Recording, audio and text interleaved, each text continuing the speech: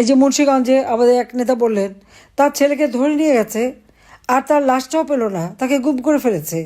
আজকে আবু সাইদ থেকে শুরু করে যতগুলি হত্যাকাণ্ড ঘটেছে এগুলি তো ইউনুসের মেটিকুলাস ডিজাইনের মাধ্যমে করা। আমরা কেন হত্যা করতে যাবো ছাত্রদের?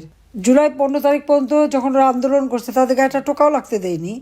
যখন এরা আগুন দিয়ে পোড়াতে শুরু করলো ঘর বাড়ি মেট্রো রেল সব, এমনকি পদ্মা সেতুতে যেহেতু হামলা করছে, ফ্লাইওভার, বিটিভি ভবন, সেতু ভবন, সড়ক ভবন সব নাকি আমি করিয়েছি। তো আমি যদি করাই তাহলে এই যে তাদের সমন্বয়ক, তারপরে শিবিরের এবং জামাতের নেতা, ঢাকা দক্ষিণের জামাতের সেক্রেটারি তো বলেই দিল যে গণভবনকে তারা আসতে চেয়েছিল আমাকে টার্গেট করে, কারণ আমাকে না মারলে নাকি তাদের ক্ষমতায় থাকা যাবে না, সেই উদ্দেশ্যে আসছে। এটা সে স্পষ্ট বলে দিচ্ছে।